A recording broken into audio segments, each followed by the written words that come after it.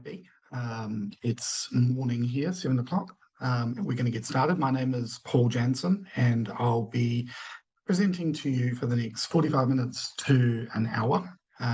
We may get through this a little bit quicker today. At the end of the session, if you have some questions, I'll offer a little bit of time to answer those questions. So if you do have a question, pop it into the chat window, and then I'll come back through to those questions at the end.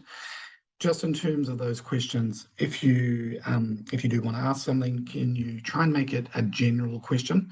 It's quite hard for me to answer specific questions online without really knowing a lot more about you. We did obviously ask you to fill in a form questionnaire when you registered, and that questionnaire advised us or gave us an idea as to whether or not you would likely qualify.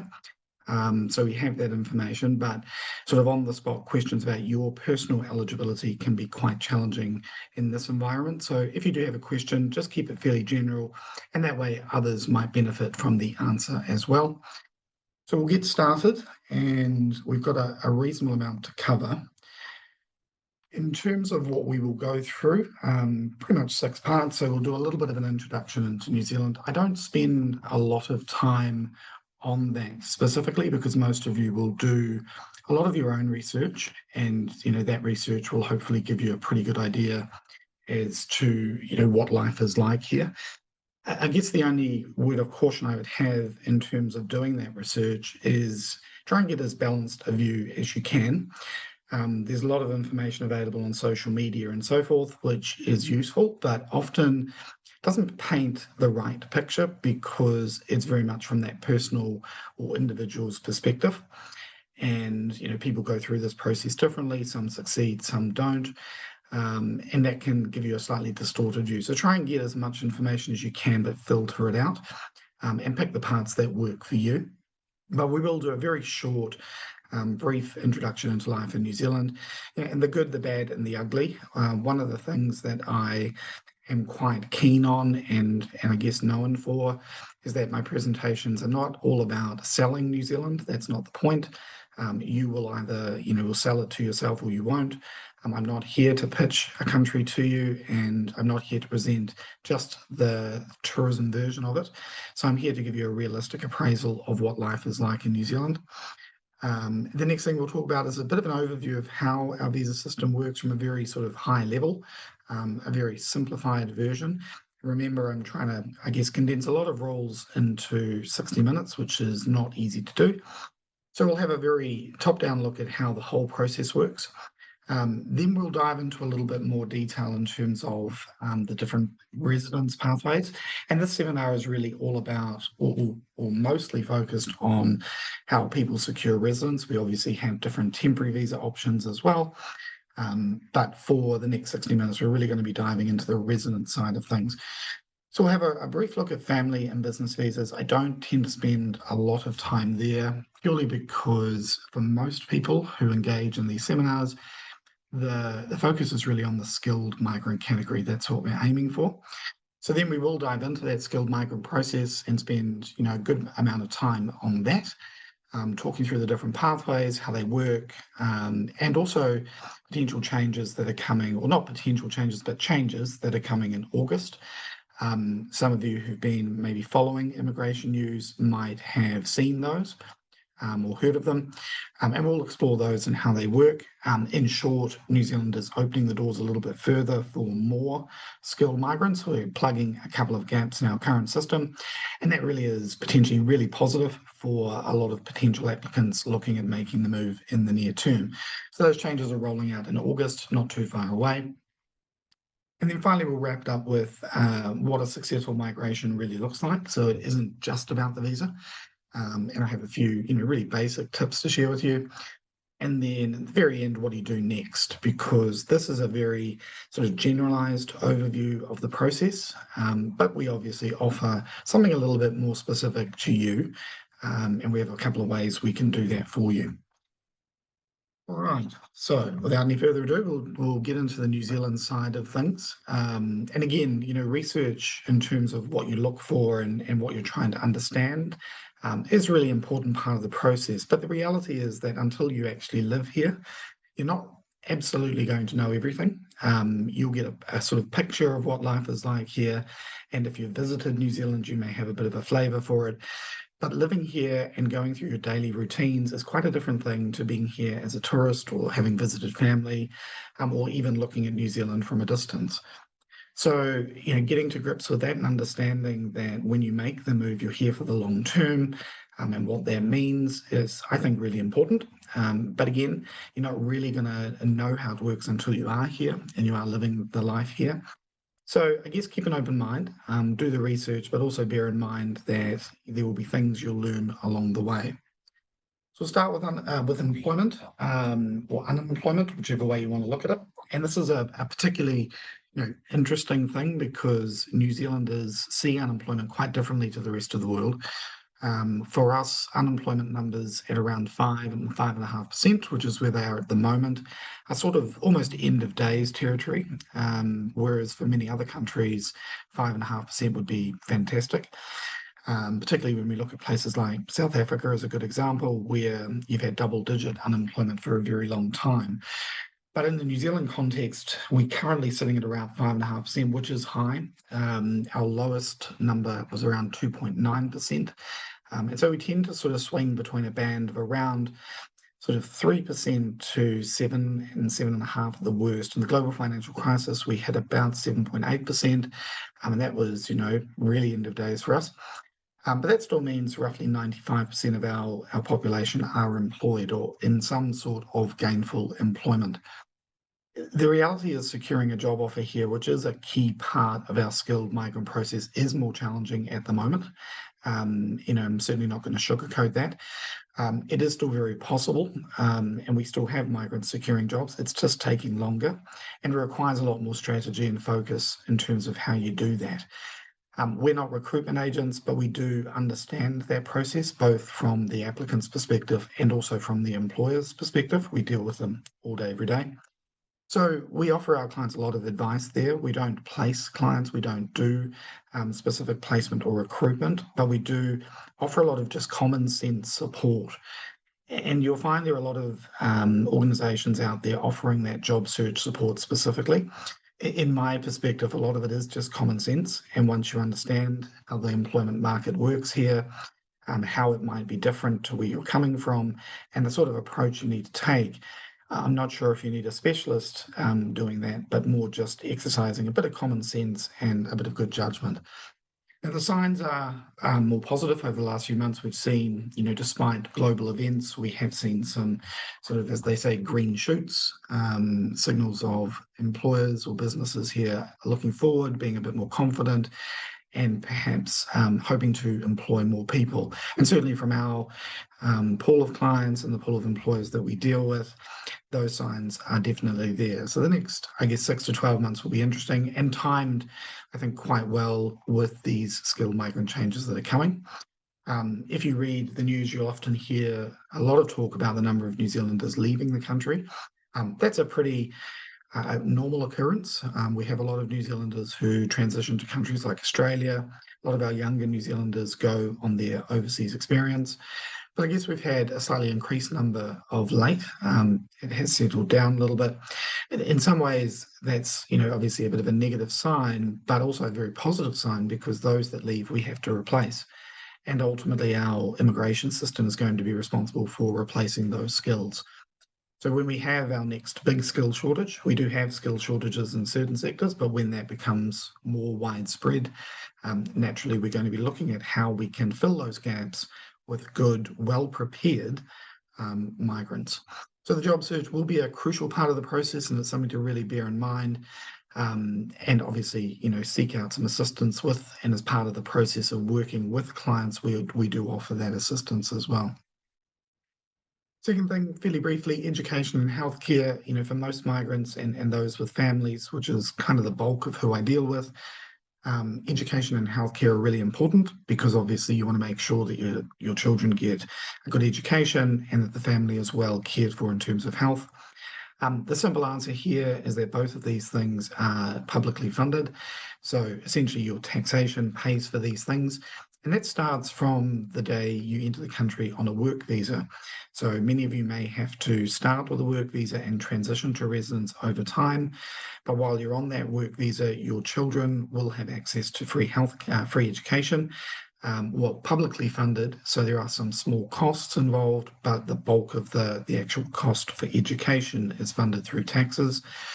And the whole family will be eligible for public health care as well. And then that carries on, obviously, once you become a resident and eventually a citizen. In terms of healthcare, a lot of New Zealanders, particularly those working in reasonably good jobs, have a fairly steady income, will take out private insurance, and that's simply more of a convenience than a necessity. In some countries, having private insurance is absolutely crucial because if you go into the public system, you may not come out. But over here, it's more of an optional thing, often can be a little bit quicker for specialist services and so forth. But a lot of New Zealanders just rely on the public system. So the two things sort of work to balance themselves out. Because insurance is not overly expensive, people buy it, and that takes pressure off the public system. Although in saying that, and in both in education and healthcare, we are looking for a good number of healthcare professionals and teachers as part of our immigration system. So if you happen to be in that line of work, those are two areas of skill shortage that New Zealand does have. Property, naturally, as you make the move, you'll want to think about buying a house, and that will come in time. But obviously, you'll need a little bit of time to settle in here, determine where it is that you want to live, where you'll be working, how the commute might figure into that. And so, I often encourage clients to think longer term about the property purchase. Property prices in New Zealand have settled a little bit and actually cooled, certainly since the post-COVID era. They were, reasonably high, not high compared to many other neighbouring countries, but certainly higher than some other locations, particularly where a lot of our migrants come from. And so it could be a bit of a shock to the system to have a look at, property prices before you make the move. My advice, and it ties also into the cost of living, is that before you start looking at what things do cost here and what your weekly expenses or monthly expenses might be, the better place to start is to work out what your earning potential is. So once you understand what your sort of average salary or pay range might be for the work that you do, and that might be for one or two of you, that will give you a much clearer picture as to what the cost of living might look like. How much might you actually be paying? How much might you be earning? And what will be left over? I mean, the reality is cost of living has increased in almost every country, and New Zealand's not immune to that. And certainly with the recent global events and oil prices increasing, we've seen that at the petrol pump. But like all things, we make it work, and we wait for that cycle to change. For those who are skilled, earning modestly good income, having a decent lifestyle, paying a mortgage, having a car, taking a holiday once a year, saving towards your retirement, and having your kids in school, being well educated is very achievable. And bear in mind and remember, I guess, that education and healthcare, often two of the bigger expenses for most families, are well covered already. So if you're considering the move, these are all things you want to think about, but take a slightly more strategic look at it and start by having a look at what you could earn, what sort of income you might be able to achieve, and then work backwards from there. And when we consult with people one-to-one, we can often go through those expected salaries. I've got a pretty good marker of what people can earn based on over 2 decades of doing this for people. So I can give you a rough idea as to what your household income might look like. So that's a bit of a picture of New Zealand. And obviously, if you do consult with us, you can pick my brains. I am a New Zealander. I've lived here all my life, apart from a couple of years spent in the UK and 42 trips to South Africa, Asia, and other parts of the world. But I am based here. I have 2 children of my own, 10 years and 14, a wife, a mortgage. So I'm pretty much a typical middle-class New Zealander, and I can give you a fairly good explanation as to how that all actually works. Right, so we're going to get into the visa side of things, the kind of meat and potatoes of the seminar, I guess. And we'll start with a very basic outline of how our system works. So New Zealand's immigration system looks pretty complex when you first start to navigate it, despite our government website, which appears to try and paint a pretty simplified picture. But once you start digging into the rules, and there are a lot of pages of rules, often most applicants never see those rules. They are publicly available, but people never go into them.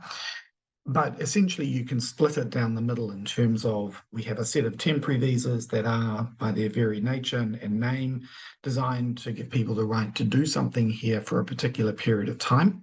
That might be working here, it might be studying here, or it might be visiting friends or family, or just having a holiday here. So temporary visas are fixed. They have a finite existence, and once they expire, you should hopefully have left the country before that date comes along. On the other side of that equation, we have residence, which allows people to live here forever. And it very much does mean that. So it's residence that gives you the entitlement to reside here, to live here, to work here, to study here on an indefinite basis. And New Zealand is a little bit unique in that respect, in that what we do is we give people residence to start with, and then we give them 2 years worth of travel conditions. So that lets people come and go for a period of 2 years. During the first 2 years of your residence, you need to show some form of commitment to New Zealand. There are 5 ways of doing that. The most simple way is to just be here for half of year 1 and half of year 2. You don't have to be working, don't have to be doing anything. You just have to be physically in the country. And assuming you do that, then that resident visa or your ability to travel in and out becomes permanent. You never have to renew it. And so it sticks with you forever. And that's pretty unusual. Most countries have a sort of renewal process for their residents. So New Zealand is unique in that once you've crossed that 2-year threshold, which is very easy to cross, then you never lose that residence visa. I mean, you can lose it if you commit a crime or if it was granted in error. There are some very limited ways you can lose that residence visa, but it's very hard. And if you keep your nose clean, then you'll be hanging on to that for life. And then eventually you can transition to residence after 5 years of being a resident. Citizenship after 5 years of being a resident. And citizenship is a nice to have. It's not a must have though. And I would say, a good number of people do apply for it, particularly when you're coming from a country where your passport may not be quite as strong. New Zealand offers travel ability to about 185 countries. It might be slightly higher than that. Without the need for a visa. So it's a pretty good passport to have. But in terms of your rights, your privileges, your benefits, and what you can and can't do in the country, there isn't a great deal of difference between residence and citizenship. Pay the same taxes, access the same healthcare, you can vote, you can buy property. So, it's more of a choice than a necessity. Just from a personal perspective, my parents moved to New Zealand from Holland in the 50s. My mother never became a New Zealand citizen at all, for the simple reason that if she did, she would lose her Dutch pension. So by remaining a resident, she was able to collect both a Dutch and New Zealand pension. And so it just financially didn't make any sense for her to become a citizen, but it never hindered her from being able to travel or live her life here. So that's just a very basic view of how our system works and the kind of difference between a temporary visa and a residence visa. And I guess now we'll look into the family and business side of things in a little bit more detail before we get to the skilled migrant category, which is really where the focus of the presentation is. But if we were to take all of our residence pathways, we could broadly split them into 3 streams. So we have our skilled migrants. That's the first stream. The second stream would be our family-based migrants. And then the third stream would be our business-based migrants. So if we started with the family-based migrants in the middle, we offer, 3 pathways within that. There is a pathway for partners. So if you're in a relationship with a New Zealand citizen or resident visa holder, we offer options for visas based on that. If you're the parent of someone who's migrated before, we offer a couple of different options for that. And this is something that comes up in consultations reasonably frequently. So skilled migrants who are looking to bring their mum and dad or, mum or dad on either side. So, sometimes we're dealing with 4 parents in total. And we have 2 ways that works. We have a standard parent category, which is effectively a lottery. Once you, as the child who's migrated ahead, has resided here for 3 years, you can then support or sponsor your parents in, subject to meeting a certain income requirement. But the parents go into a ballot and then they are randomly selected from that ballot and then invited to apply for residence. So it's difficult because it's uncertain. You don't know the timing. And it has a restriction or a cap on the total number that can be approved in a given year. But it is something that we can plan for. We also have temporary visas, in particular the Parent Boost visa, which is a 5-year visitor visa for parents, enabling them to come to New Zealand and be here whilst waiting for the children to qualify to then sponsor. So a couple of ways we can make that work. We also have a parent retirement pathway, which is for those parents who have the money. So they have $1 million to invest in New Zealand and $500,000 to support themselves, and an annual income in New Zealand, annual income anywhere, that is the equivalent of 60,000 New Zealand dollars. They can apply directly. So there's no ballot, no pool. They do not have to wait for the children to have been here for 3 years. And I've recently done this for an American family. Husband and wife came across with their 2 younger children, secured residence, and then we brought grandma in on the parent retirement category about 3 months later. So that's the second option for parents. We've discussed partnership briefly. I guess, most of the people in these seminars are not in a relationship with a New Zealander, but if you were, that is something that we can look at as well.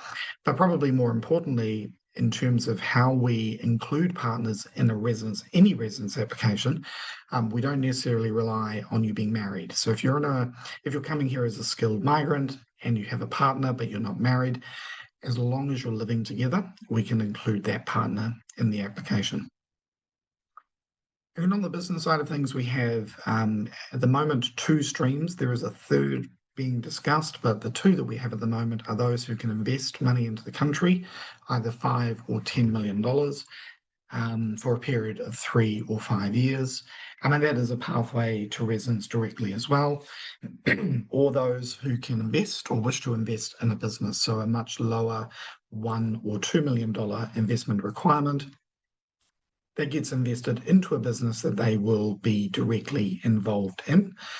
So the investor category is a more passive pathway, whereas the business investor visa is a much more active pathway, and allows people to invest in a qualifying business that then gives them a pathway to residence. It's not immediate. It can be, but it's conditional upon running that business. So whilst most of my seminar attendees are focused on the skilled migrant category, if you were in a situation where you were looking at these other options, parents, or perhaps a business pathway, that is definitely something we can discuss as well. We do a lot of these applications, apart from the business investor visa, which is a very niche category. And I suspect immigration has very, very low numbers of those applications. Ultimately, if we can bring you in as a skilled migrant, and we have the means to do that, then that is preferable. And then later, once you become a resident, if you want to run a business, then you can absolutely do that. But the key fact there is that the business is not underpinning your visa. So you want to kind of get residence done and dusted and then go off and run your own business. And many migrants do that, and are perfectly entitled to do so. All right. So we're going to get into the more core part of the seminar, which is really our skilled migrant pathway. This can be really confusing. I have a lot of people who contact me and saying they want to get a skilled migrant work visa, or they want to apply for residence directly without having a job offer. So just to, clarify a few things up front before we go through each of the pathways. Skilled migrants actually there are 5 different options within that skilled migrant group. We're going to be talking about 3 of them. 2 of them we're not really going into great detail. Those 2 are quite specific to very specific sectors of our labour market, the care workforce and the transport sector. Transport sector has pretty much closed off, and the care workforce is something that has slowed down significantly and eventually will close off. Those were created in the post-COVID era and are very specific to those sectors of the labour market. The other 3 pathways under the skilled migrant category are for pretty much everyone else who is skilled. We have different ways that these work. So we're going to talk about those 3 primarily. But there are some basic rules for all of our skilled migrants. So number 1, you must have a job offer. with an accredited employer. So that means an employer that has been accredited by immigration to employ migrants. The job offer must meet certain criteria. So there are criteria in relation to the salary that you must earn, the level of skill that's involved, although sometimes the skill can be ignored if the salary is high enough. It must be either 12 months, fixed-term contract, or permanent, and most employment is permanent. It must be genuine job as well. So there are a few excuse me, basic requirements for that job offer. And then there are some pretty general requirements for applicants as well. So we have an age cutoff. The age cutoff is 56 years, essentially meaning once you turn 56, you no longer qualify. If you lodge your residence application before your 56th birthday, then you are absolutely okay, and time sort of stops on that residence application while it's being processed. And for some of you, that will be a really important deadline to consider because you'll need to work here for a period of time before you then qualify for residence. So you have to factor in that work period and your age to make sure that you don't hit 56 before you've had a chance to accumulate that work experience here. There is an English language standard, so some countries are exempt, but the majority of people need to complete a test as part of the process. And we have health and character requirements as well. So you must be of a certain standard of health and a certain level of character. Now, that doesn't mean you have to be a triathlete or a saint. If you have minor or even moderate medical conditions that are well controlled, that is stuff that we can deal with. And if you have some perhaps criminal history, that is also potentially something we can deal with, depending on the severity of those things. But the most important point there on health and character is to declare it. If you've got an issue, declare it, because if you don't and it surfaces later, that can be a much more complex thing to deal with. So those are some of the basic requirements. We also have the process, or the process involves one main applicant, so only one of the family needs to secure a job offer. We can then include the partner. That can be a spouse, a de facto partner, civil union, same-sex relationship, doesn't really matter as long as you have been living together for a period of time. And then we can also include dependent children. So the children must be dependent on you up to the age of 25. So when those children reach the age of 25, they can no longer be included in your main application and would have to qualify independently. So those are the basic rules. And we're going to go through the two main skilled migrant category processes now. We'll start with the no points process, and then we'll move on to the points-based process. The no points process, not actually called the no points process, but I refer to it as that because it doesn't involve having to secure any particular level of points.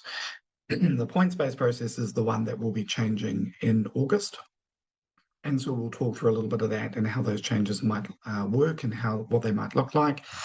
But starting with the no points process, this is really based on what we refer to as the green list. And some of you may have come across this as you've done your research. And it's not a new concept. So while this was rolled out in 2022, so almost 4 years ago now, it's actually not, it's not a concept that is completely new. We've always had something like this in the form of a shortage list or a list of occupations that essentially the government has identified as being in constant demand. And different levels of demand. So acute demand, we kind of need these people, we need them now, and they're high value, highly skilled. They're going to fill specific sectors of our labour market that we know we just can't fill locally. And then we have sort of those where there's demand, but it's not as acute, it's not as significant, but we do know that we need them. And so we take that long green list, which actually isn't that long. There's not that many occupations, but it includes things like healthcare, education, IT, engineering, some finance professionals, some trades. So it's a fairly broad list of occupations, but all the usual suspects that most countries are looking for. And we split that list in two. So we have a tier 1 green list and a tier 2 green list. The tier 1 green list occupations qualify for straight to residence. That essentially means if you have a job offer in an occupation on that list, tier 1, and you meet the requirements of that list. Those requirements could be work experience, qualifications, salary, or a combination of all of those things, or possibly registration in New Zealand. If you meet those requirements, you have the offer of employment with an accredited employer, and you meet the age, health, character, and English requirements, you can apply directly for residence, no work visa required. And those applications at the moment are being processed in roughly 6 to 8 weeks, in some cases much quicker. And so that's a really good pathway because ultimately you get your residence up front, you fly to New Zealand, you take up the job, and then once you've done that, you must take up that job. But once you're working here, and if you decide to change jobs or go and be self-employed or do something different with your life, you're perfectly entitled to do so. That residence has no conditions attached to it, and you can go on and work in a different role or work in the same job. The sort of world is your oyster, so to speak. Very quick processing times, possibly some of the quickest residence processing times of all of the top migration destinations. But the key is obviously having the right job offer and being prepared. And one of the things I talk to my clients about a lot is the fact that you need to be prepared. Being prepared and planning ahead and making sure you have everything ready before the job offer happens is really important. Most people approach this process as must get the job first and then do everything else later. Actually, it works much better if you do everything else first and then get the job, because then once you have the job, you can move ahead really quickly with whatever application you need to make. And if it's the straight to residence process, that will get you here, get you residence, and get you settled very quickly. So that's tier one. Tier two of the list works slightly differently. So it works on the basis that you still need a job offer, but it's a 2-year pathway to residence. So you get the job offer, you first get a work visa, and that work visa would be valid for a period of 5 years. Your spouse or partner can get an open work visa, enabling them to work and do anything they like. And the children up until high schooling age, end of high school, will get student visas to attend school. So those visas, all valid for 5 years, come to New Zealand, and then your only task is to work in that occupation for the 2-year period. And once you've done the 2 years, you can then apply for residence based purely on that fact. So there's no points required. Some of the occupations require you to complete possibly certain licensing or qualifications in New Zealand, but that's reasonably rare. It's generally about get the job, prove that you can do the job by working here for 2 years, and then the reward is a residence application at the end of it. Works very well. The 2 years goes by reasonably quickly, and the residence applications are processed in roughly 2 to 3 months. So they take a little bit longer, but ultimately it's a really good pathway for those who fit into those occupations on the green list. Simplified, there's no points required, and it makes for a much more straightforward process. Again, though, it's understanding what those list requirements are, because a lot of people make the mistake of simply thinking, well, I'm on the list, mate. So if I get that job, I'll qualify. But the green list does have those specific requirements for each occupation. Some are very small and light, some are a little bit more complicated. So you've got to understand whether or not you meet those requirements as well as just having the job offer. But that is our no points-based system. Again, it's not new. We've had variations of this sort of thing over the years, but this one has been, I guess, modified to work very quickly. And that straight to residence pathway is incredibly fast. We've got a lot of clients we've moved over the last 12 to 18 months. And the average processing time for their resident visa under that straight to residence pathway is between 3 and 5 weeks. And that's pretty phenomenal. So if you're on the green list, that is definitely a pathway for you. But if you're not on the green list, that doesn't mean you don't qualify. It simply means that you would need to look at our points-based system. So if we were talking about those 3 skilled migrant pathways, what we've just talked about, the no points is 2 of them, tier 1 and tier 2 of the list, straight to residence or work to residence. And now we're talking about the other pathway, which is our points-based system.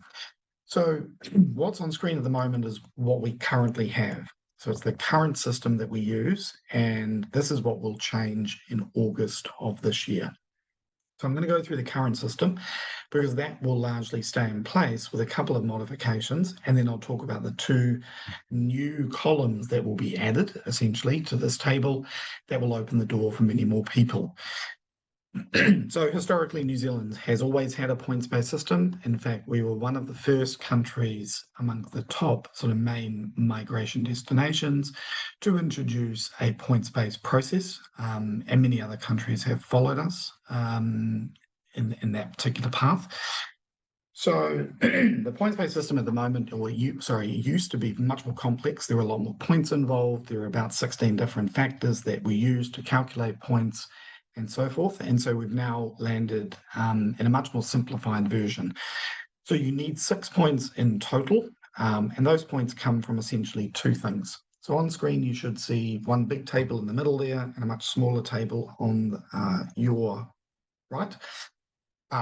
Which is work experience in New Zealand. So the way the points are structured is you claim points from one of the three columns in the big table. You can't combine them.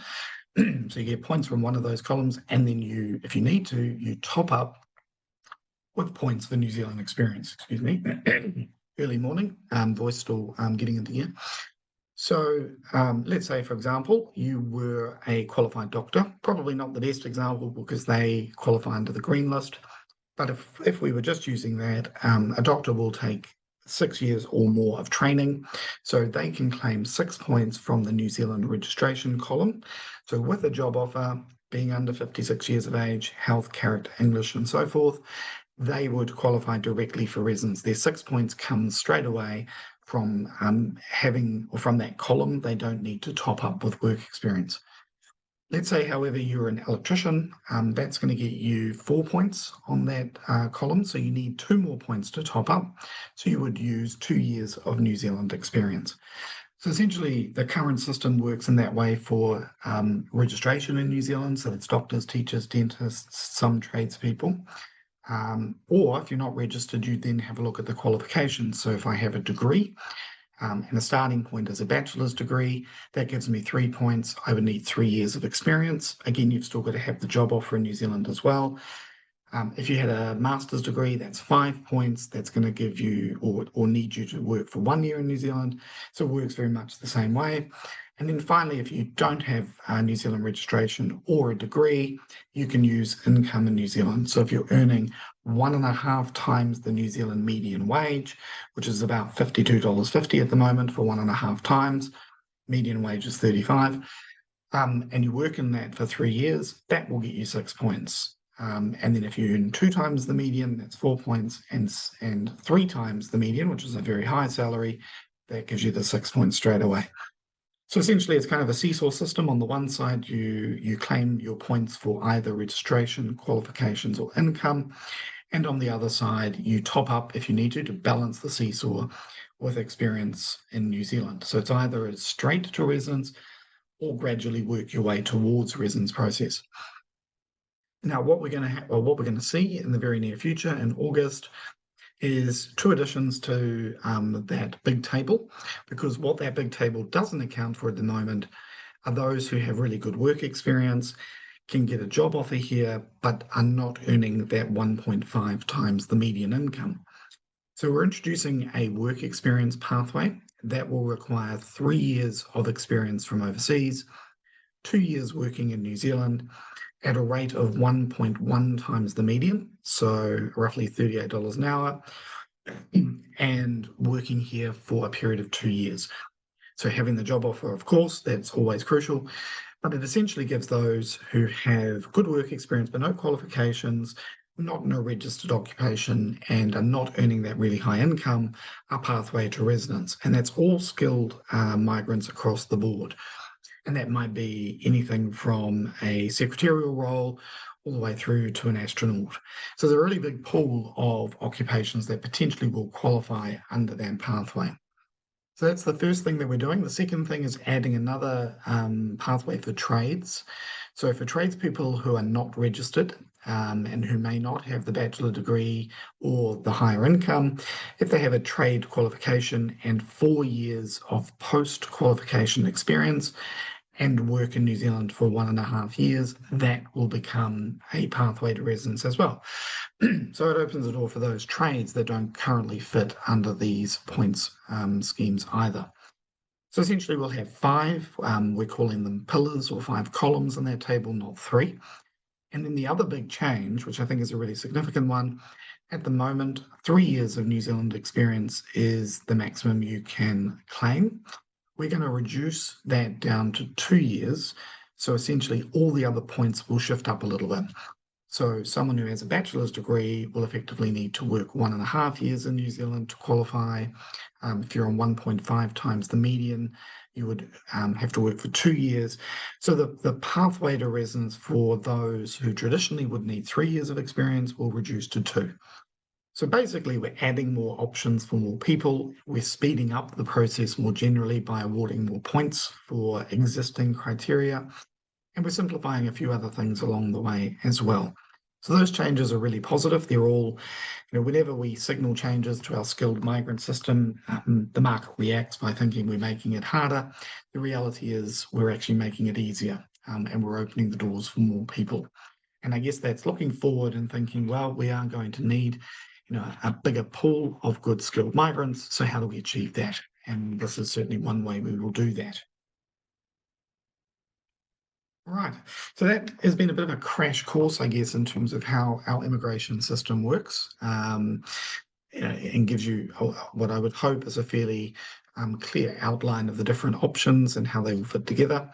But in terms of what a successful move looks like and some, I guess, more basic advice, it isn't just about the visa. Yes, the visa is absolutely important. It gets you here and it gives you the right to live and work here, and how all that fits together is crucial, and understanding that and so forth is really important as well. But a successful move is actually made up of a lot of different parts. There's the financial aspect. It's making sure that you can afford to make the move. It's the emotional aspect. You're leaving behind what you know, leaving behind friends, family, networks, and you're re-establishing yourself in another country. It's the logistics of it all, particularly if children, and my advice is, and certainly I know for those families considering the move and do we tell the kids or do we not, my advice is absolutely get them involved from an early stage, because they're often really excited about it. Kids tend to adapt and settle much quicker than adults do. But there's a lot of moving parts in this move, so never underestimate how much or how complex or how challenging it will be. If it was easy, everyone would be doing it. Not everyone is doing it, and not everyone can do it. So my advice is always to establish, first of all, do you qualify? Really simple, and may sound obvious, but not a lot of people do that, unfortunately. But it isn't just about the job and the visa, it's about understanding, do you actually qualify to make the move? Are you employable here? Will you be successful long term? If the answer is yes, fantastic, then you move on to, well, what do I do? How do I plan for that? What documents do I need? How does the process unfold? What do I need to do or obtain or work on and so forth? So lots of planning and prep. And then the third thing is to kind of get stuck into it, and commit to it, because it's easy to start and let this drift. You really do need to be into it and be prepared that it will be, hard work. So in terms of those 4 points there, be prepared from the start to the end. Preparation is really important. And also understanding you have to be flexible within that. You have to be able to change your plan a little bit if you need to. Enjoy the adventure. It's a challenging process, but you're in it for a reason. I used to often say to my clients, particularly those that I met face to face in places like Cape Town and Durban when I traveled before COVID, was that, write down the reason that you want to make the move. Work it out, sit down as a family, figure out why you're doing this and write it down and stick it somewhere. Remember it, because you'll need something to come back to when the process gets challenging. When you get here and you settle, there's the honeymoon phase. It's fantastic. Everything's amazing. It's new. It's like being on holiday. That then disappears and is replaced by the kind of why did I do this phase. You'll miss friends and family. Those feelings of homesickness will happen. And then you'll eventually come out the other side of that with the, yep, now we've figured it all out phase. So, that takes 18 months to 2 years for some people to get through that. And just remembering why you did it. And for often it's because of children, because of opportunity, safety, there's a number of reasons, but remembering the why helps you to get through that process. take the advice. It's amazing how many clients I have or I bring on board who work really well with me, but they're also influenced by a lot of what's going on social media. And so I often say to them, look, you're paying me. It's my job to get you through the process. And ultimately, you want to rely on one, dare I say it, single source of truth. It's easy to be distracted by what's going on around you, but ultimately we work for you and we understand what your situation is. So if you're paying for the advice, take the advice, follow the advice. And that doesn't always mean that we will tell you what you want to hear. In fact, we don't. We tell you what you need to know. I say to my clients, you'll like me at the start, you'll love me at the end. In the middle, maybe not so much. But that's simply because my job is to get you through the process. And if that means telling you what you need to know and not sugarcoating it, I absolutely 100% will do that. And then finally, be prepared for change. The visa process can be fluid, rules change, and we've seen that in the last few years, more changes than we can often keep up with. But it is, really important to understand that those changes generally work in your favor. But being able to navigate those changes is really important, and being able to, I guess, understand how they impact you is also really important. And finally, one final sage piece of advice: nobody can convince you to make the move. You have to decide that for yourself, and you have to, make that decision based on what's right for you, and then stick with that decision, jump in, boots and all, and get the process underway. All right, and that really brings us to the end of the discussion. If you do have any questions, there's none in there so far. So obviously, hopefully I've answered everyone, the questions everyone might have. But if you did have a question, pop it in quickly. In terms of where you go from here, if you haven't already, please get in touch. I'll be emailing everybody at the end of the event. And if you would like us to book you in for a one-to-one, for a more detailed consultation to go over the issues, go over the process and map it out for you, then we are obviously more than happy to do so. That's usually with myself or one of my team. And that really is a situation where, we'll get some information from you up front. We'll know what the pathway looks like. We'll talk you through that and then give you a really good opportunity to ask questions that might be relevant for you. And the view or the idea is at the end of that session, you walk away knowing what to do, what the steps are, and where do you go next. I always say to people, you're not going to become a policy expert. You're not going to understand how the visa processes work. That's not the idea. The idea is to know what you need to do from now, from this point forward, to make it work. Good evening, where you might be.